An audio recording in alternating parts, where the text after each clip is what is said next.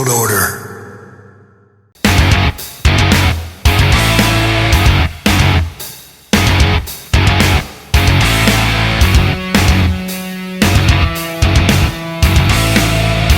For life. How's it going, everybody? This is the Nitty Gritty. My name is Chad. With me is Leonard, and we have a show here about wrestling. If this is your first time joining us, professional wrestling is what we talk about here. It's a webcast, it's a podcast, it's anything you want it to be. And we do a lot of different things here. Sometimes we'll cover topics of certain wrestlers or certain events, or just topics, overarching types of topics like, rings or whatever. Other times we have our own kind of little shows that we create, and such is the case this week. We recently started a series called Unstable Stables. So we did our first one on the Four Horsemen. This week we are doing the NWO, the original incarnation of the NWO, and Leonard is going to talk to you a little bit about the rules for this show and what exactly we do. Yes, if you watched or listened to the Four Horsemen Unstable Stable episode, you kind of know how this goes. And if you didn't, go check that one out now and then come back to this one and do 2 episodes. So what we're going to be doing, Chad and I are going to be drafting over the course of 12 rounds the members of the original incarnation of the NWO, and then we're going to be putting them into a fictional card against each other to see who can come up with the best matches, the most wins, etc., as we put guys against each other. So this is going to be, so it didn't get too crazy. This is the original incarnation up to April 27th of 1998. That's when the split of NWO Hollywood and the Wolfpack happened. So anyone who joined after that time is not going to be included here. So that includes some names like Jeff Jarrett and Sting and some notable people. So there's 22 active members, and I'll go over those names so you listening will know who we'll be drafting from. But in rough order of how they joined, those guys were Scott Hall, Kevin Nash, Hollywood Hulk Hogan, The Giant, NWO Sting, Six, Brian Knobbs, Jerry Sags, Buff Bagwell, Michael Wall Street, Big Bubba Rogers, Scott Norton, Masahiro Chono, Randy Savage, The Great Muta, Tinson, Conan, Kurt Hennig, Louis Piccoli, Brian Adams, Scott Steiner, and The Disciple. You would notice some names there from NWO Japan because they did join prior to the split. And then there were 7 managers / valets / associates. Those being Ted DiBiase, Vincent, Miss Elizabeth, Nick Patrick, Eric Bischoff, Rick Rude, and Dusty Rhodes. Rude, Rhodes, and DiBiase, of course, all known to be wrestlers, but they didn't ever wrestle for the NWO. They served in managerial roles. So we're going to draft 11 active wrestlers each. So all 22 guys will go off the board, and then 1 manager, valet, or associate that can be assigned to any of the matches once we get to the card. And we will explain the card more when we get to that portion. Now, Chad had the first pick for the Horseman draft, so I'm going to get the first pick here for this draft. And if you watching on YouTube knows me looking down, yes, I'm keeping track on paper. So off the air, Chad and I said that there's a few different ways you could go here, unlike with the Horseman draft, where, Ric Flair was your number 1 without question. So I have decided to go with the man who started it all, Scott Hall, as my number 1 overall pick. Interesting. See, I had wondered what you were going to go for. See, I didn't think you were going to go for that as your number 1 pick. But since you did, my number 1 pick is going to be Hollywood Hulk Hogan. Okay. I'm going to take a little bit of a gamble here, and I'm going to go with a name a little bit further down the list as far as joining order goes. But a top star, I'm going to go Randy Savage, number 2. I like it. See, if you hadn't picked him, I would have seriously considered going with him as my number 2 as well. Okay. See, if you had picked Hogan as number 1, I might have gone Savage as my number 1 too. Okay. So it was interesting to see how it would have changed. But I am going to then go with Big Sexy Kevin Nash as my number 2. So that was my gamble. I was hoping I could get Hall and Nash. But yeah, that's a little crazy to think of. So I'm gonna go again further down the list as far as joining order goes. but heck of a talent. And a guy who was part of both of these shows, Kurt Hennig. My number 3 pick is going to be Scott Steiner. I had Scott Steiner as one of my possibles, but a little bit further down, I'm gonna go with the Giant. And by that laugh, I don't think he was on your radar. No, you know what? Oh, he was. I was gonna say, if he doesn't pick somebody's got to pick the Giant soon. You know, I had thought about picking him, but you try to be wise with these picks, but yeah, you try to think, who can I wait on? So I am then going to go with 6. Okay. I will say 6 was one I didn't really, and it's not because I have anything against Sean Waltman. I just didn't know how he kind of fit into what I was thinking about possibly doing. So I'm going to go outside the box, as I'm just kind of going with talent, and I'm going to take the Great Muta. I kind of hate to make this person my next pick. I'm going to pull a U in with the Horseman one. I kind of, because I have an idea in my head. So okay. I'm going to go with Buff Bagwell. Buff Bagwell. Okay. Bagwell was on my list because I did have an idea for him, but he was a lot further down. Yeah. Than that for me. I'm going to go, you know what? I'm going to go back to Japan. I'm going to take Masahiro Chono. Ah, darn it. That was going to be my next pick. Oh, yeah. Hey, if you're not stealing people, you're not drafting right. That's right. You know what? Then in that case, my next pick is going to be Big Bubba Rogers. Okay. I almost took Rogers at that spot, and at the last second, I went out to get Masahiro Chono, which I wrote Chino on my list. I almost said Chino. I wrote it as Chino. I'm gonna go with, you know what? I'm just gonna put together NWO Japan. I'll take Tenzin. You know what? I was not a fan of this person when he was around in the NWO, but I'm gonna pick him here anyway because it's the next logical pick. Conan. Conan was, again, not a guy on my radar, but it's one of those guys who I think he's underrated when used in the right way. Because I have a possibility to use these guys, I'm going to take Brian Knobbs. I would be a real DICK if I went with Jerry Sags. Which you can. I've seen that in drafts all the time. Yeah, no, I'm not going to go with Jerry Sags because then I would have to think of a way to use him on his own. Yes. I can't. I can't think of a way to use him on his own. And when I do these other drafts, Brian Knobbs always goes first because I think Knobbs does have some small bit of singles potential, but no one ever takes Jerry Sags. So are we picking our associates in the draft, or is that like a bonus at the end, or how are we doing that? No, you can take yours now if you want because it won't screw anything up. All right. Well, in that case, I am going to pick my valet or associate, and that is going to be Eric Bischoff. Okay. Of course, Eazy-E was the brains, as it were, of the NWOs. Come on, you got to pick him now. What? Oh, I can wait on Jerry Sags. You don't want him. You know what? I'll go ahead and take Jerry Sags, so he's just not sitting there. And then you just take him just to be a DICK. You don't want him. We don't want him to be that last guy I picked at kickball or whatever. Okay. I'll just go ahead and take Jerry Sags now, and now I have the Nasty Boys formed. There you go. Well, then that leaves me with not a whole lot. So I'm going to go with Michael Wall Street. You know what? I'll go ahead and take the Disciple, aka Bruce Beefcake. You know what? I'm going to go with Scott Norton. Now I won't. Now you know what you can do with Scott Norton, but I won't tell you. And I don't mean that in a bad way. Yeah, it sounded seedy. It sounded seedy, but I'm not going to do it that way. You know what? I'm going to go ahead and take my other now. And there's actually a couple ways I could go here because since I have Savage, I could use Elizabeth. Rick Rude also worked as a valet for Kurt Hennig.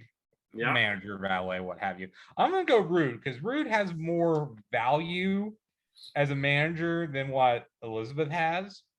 So I'm going to take Rick Rude as my other now and get him off the board. All right. Then I'm going to go with Bryan Adams. 2 guys left. And I'm going to go with NWO Sting. So I'm the one that gets stuck with Louis Spicoli. Yes. Yeah, that ends our main picks then. So let's recap the teams. All right, go ahead. So I have Scott Hall, Randy Savage, Kurt Hennig, the Giant, Great Muta, Masahiro Chono, Tenzin, Brian Knobs, Jerry Sags, the Disciple, Rick Rude as a manager, and NWO Sting. Chad has Hulk Hogan, Kevin Nash, Scott Steiner, Six, Buff Bagwell, Bubba Rogers, Conan, Eric Bischoff as a manager, Michael Wall Street, Scott Norton, Brian Adams, and Louis Spicoli. So now we're going to do our matches. So we're going to take the people who we've drafted. We're going to insert them in matches. And I have a card template, which is a little bit different than what we did before, to do something a little bit different. And since I had the first draft pick, Chad will get the first placement of talent. And our first match is going to be a tag team opener. So 2 versus 2. So who are your guys that you want to put in that bout? So I'm going to think outside the box here a little bit. And my tag team is going to be Conan and Six. Okay. And do you have an idea on how they would work together, or that's just who you're putting together? Yeah, no, I don't. I just think that, Conan being the power guy, and Six being the more fast-paced talent, I think I talked about this in previous episodes. I like the balance of that. I like the AJ Styles, Amos tag team. I think that they work, that sort of dynamic can really be good if it's the right people. So obviously Conan and Six are not that sort of extremes, but I think that they could have worked well together. And I think Conan, I was never feeling him as a single star. I just really was never feeling him. I agree with you to a certain degree that he was underrated, but I think it would have been cool to see him in some sort of tag team. So you could call them Six Dog, or yeah, I don't know. I like Six Dog. I'm gonna go my tag team. I'm gonna put together here because I'm gonna save the Nasty Boys. Is gonna be NWO Sting and the Disciple.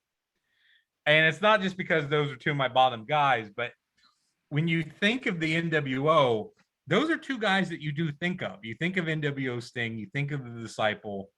They have a look that I think fits together. Yeah, they're going to open your show. I'm not going to put them too high up the card. I can't give you this one. Yeah, so another thing we do is we kind of debate who we think would win. And yes, I would totally give this match of Conan and Six over NWO Sting. I thought you were going to come at me harder with your opening tag team. I really did. But as soon as you said, I didn't even hear your second guy. As soon as you said NWO Sting, I was like, all right, I can't give him this one. Yeah. No. I mean, if I did go with the Nasty Boys, I would probably argue for the Nasty Boys, being that they're a legitimate team. But no, I'm going to use Sting and Disciple, and I'll give Chad the win out of the shoot there. So the next one is for the NWO television title, which is a belt that I created to be part of this show. And it's a 1 versus 1 match. So I get the first placement here. And I'm going to go with Kurt Hennig, and I'm going to put Rick Rude with him as his manager. You know what? In that case, I am going to give you the win here because I am going to go with Michael Wall Street. Oh, okay. As my TV title contender. Now, I will say that I do think these 2 could put on a good match. Oh, definitely. For whatever that's worth. Michael Wall Street, I'd be shocked to know that. I bet a lot of people didn't remember him being in the NWO.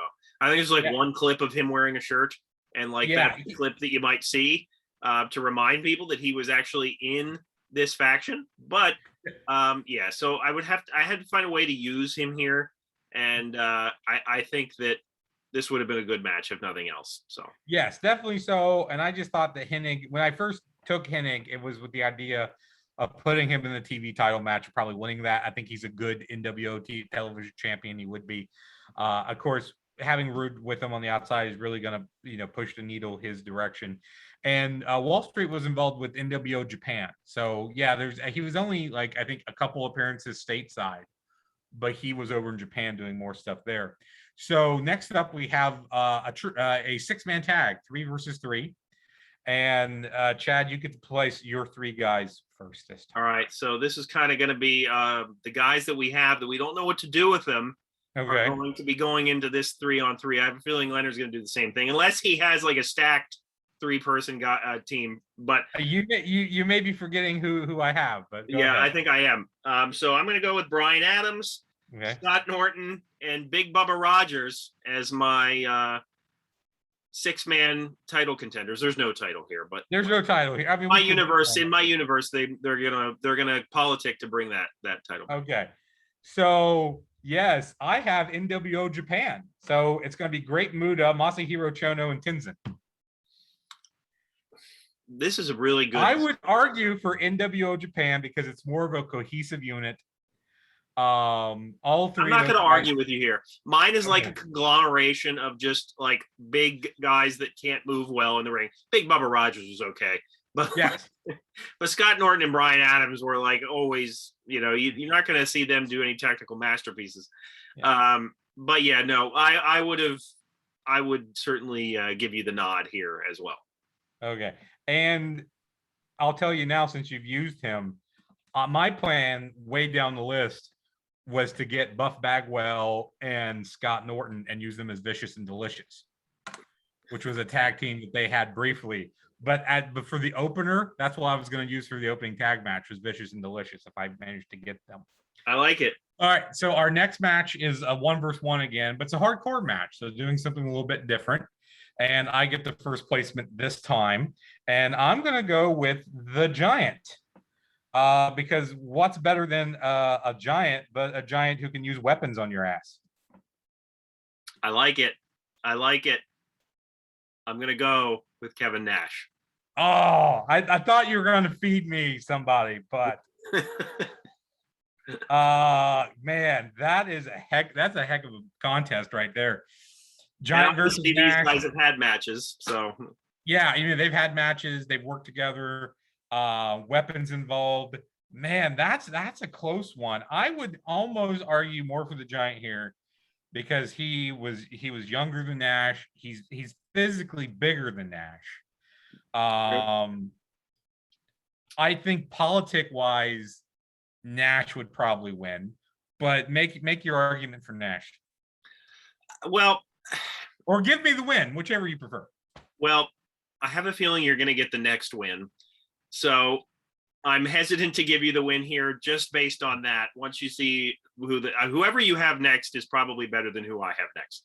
So, okay. So I here, in all honesty, I think this would be a really close match. And with weapons, I think that it could go either way. My argument for Nash would simply be he's the more intelligent, more seasoned talent in something like this. So I think the way he would use weapons might be a little sneakier, a little more cerebral than what the Giant would. So that is why I would argue. And plus, he damn near broke the Giant's neck with the jackknife. So point taken. I'll give that to you. So we're tied 2-2 right now, just to let you know as far as matches go. So our next is a 1 versus 1, and it kind of sours me because I've got 2 really good singles wrestlers left, and I know who Chad has. Right. Chad, you get to place first. This is the let me up match. This is the Nacho break match in our NWO pay-per-view. And since I have no other way to use him, Louis Piccoli is coming out to the ring for his highly anticipated singles match against. I'm gonna give it to Randy Savage. Man, you're using Randy Savage here. I did not expect that. I've only got 2 singles guys left, and I think I know what you're doing in the main event. We'll talk more about it when we get there. But I'm going Randy Savage, so that's a win for me. Yeah. We don't even have to talk about that. It would be a quick squash, I think. That would be. I would like to see Savage drop like 18 elbows in a row, just for fun.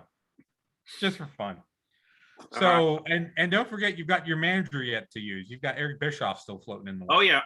So we have next we have the NWO Tag Team Titles on the line here, and I get to place first. And of course, I'm going to use the Nasty Boys of Brian Knobbs and Jerry Sags.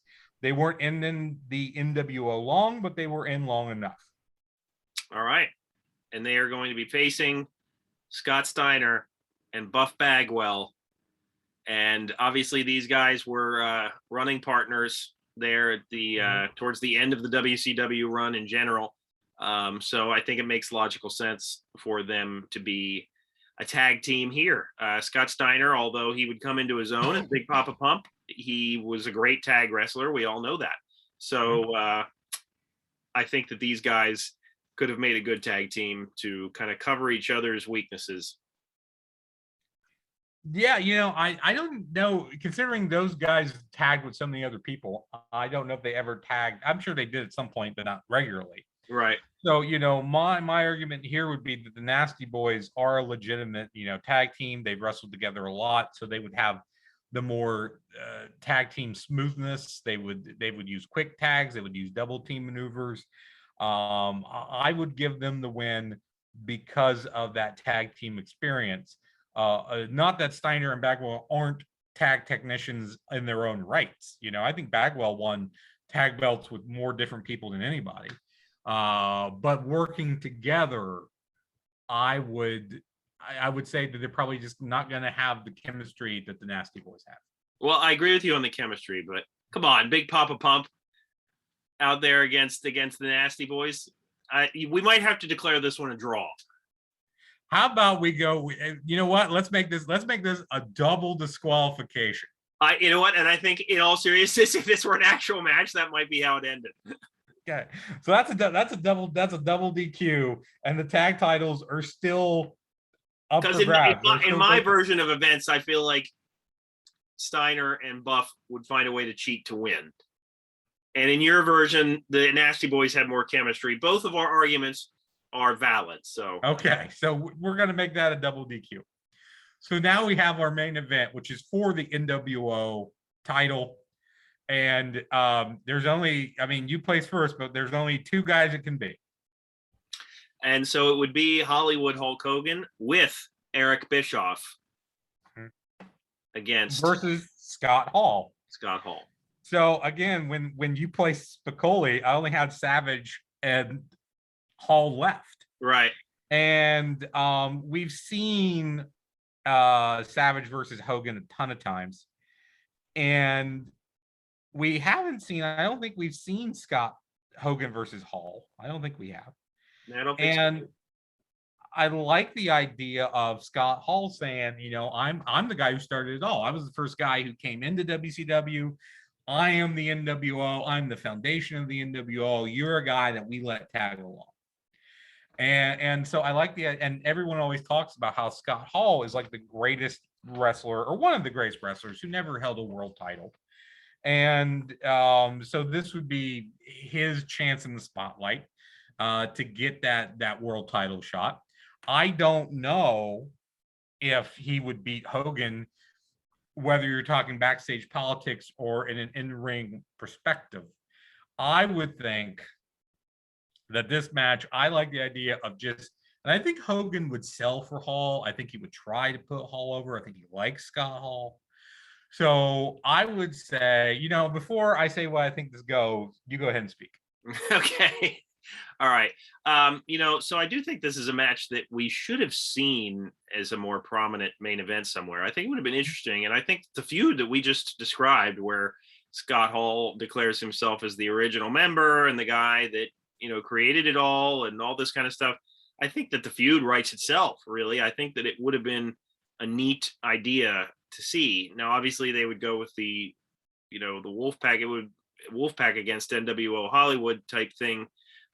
But I think it would have been cool to see these two guys have a match, because I think it would have been warranted for Scott Hall.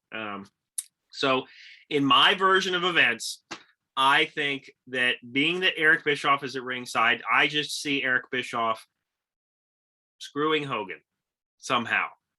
So I see him screwing Hogan and siding with Hall. Hall's younger. Hall's never had the title. We've seen the real life events where Hogan has people screw others so that he can win. We've seen that story over and over and over again. We didn't see the story where Scott Hall has people win for him so that he can be the champion. So based on that, like if I just sat here and was like, Bischoff helps Hogan win the title, like that, we've seen that. We've seen it happen before. So like I'm not going to do that. Although if it was a straight up match, maybe. But this is an NWO match, so there's going to be shenanigans involved. There has to be. So I see Scott Hall winning because Bischoff decides to go with the younger guy. All right. And just to mention, I did a quick search, and I haven't watched it, so I don't know how the match goes, but it popped up. Hulk Hogan versus Scott Hall from Nitro on July 13th of 1998. So that would be after the split of the Wolfpack, right, and the NWO Hollywood. So I don't remember that match. I don't know how it goes, but possibly it existed, but it certainly wouldn't be the match that we get here. And since you're giving Scott Hall the win, I'll take it. So, because I was going to basically say what you just said. We've seen Bischoff cheat for Hogan. We've seen Hogan use guys to cheat for him. We've seen that scenario. So the fact that we're going to see it differently this time, that's cool.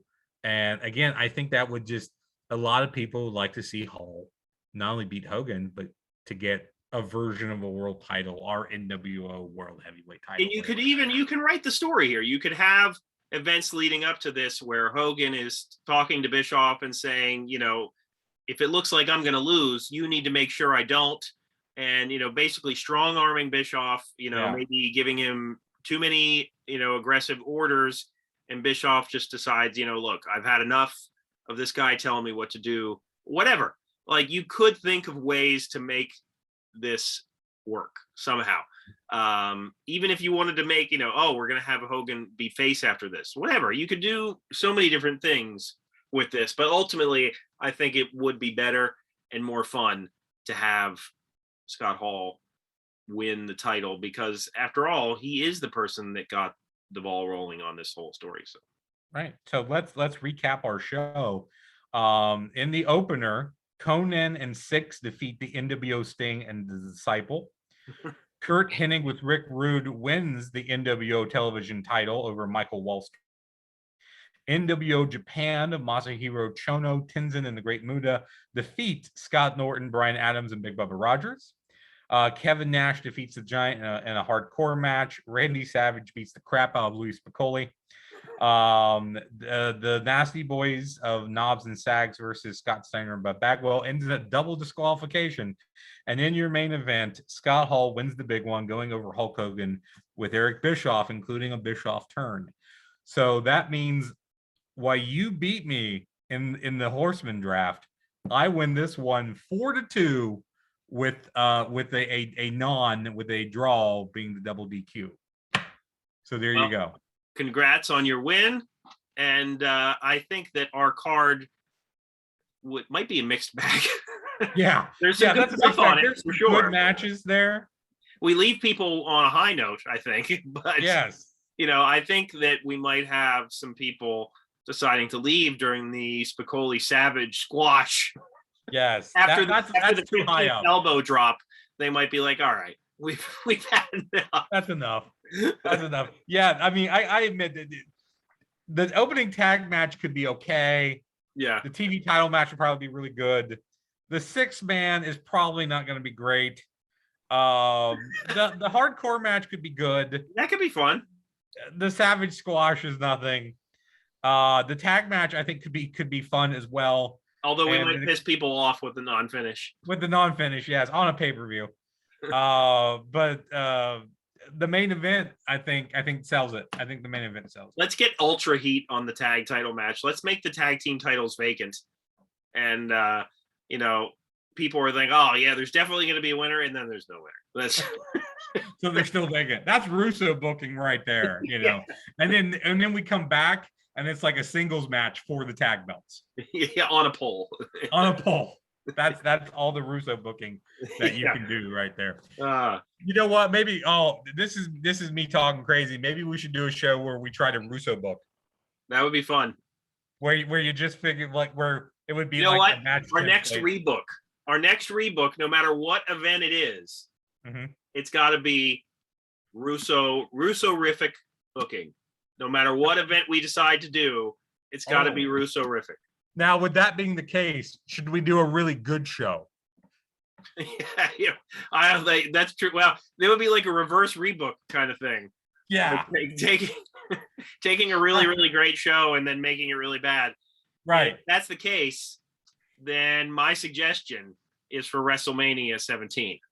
I was thinking X7. Yeah.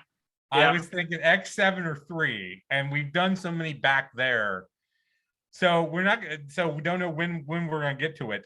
No, But the next rebook will be a reverse rebook. making it hard as bad as possible. Yeah, so we take a great show, make it as and because of that battle royal, you've got a lot of people to play with. That's true. Yeah. You got a lot of people to play with. And you have to book. I would have to first we would have to figure out what the Russo-rific elements would be, and then figure out like how many of those you would have to book. That's true. So yeah, So, we'll talk We'll about think on this. that. We'll think on that, but that's for down the road. Well, let us know what you thought of our NWO draft and who you think should have been on our card or who you think our matches should have featured, maybe. And who knows what we'll do next? Maybe we'll do NWO Wolfpack next. Maybe we'll do a completely different stable altogether. But we do enjoy this show, and we again thank Ronnie for the suggestions because it's always fun to get feedback. So for Leonard, my name is Chad, and check us out on Apple Podcasts and Spotify, like our show on YouTube and subscribe to our channel, and we will see you next week.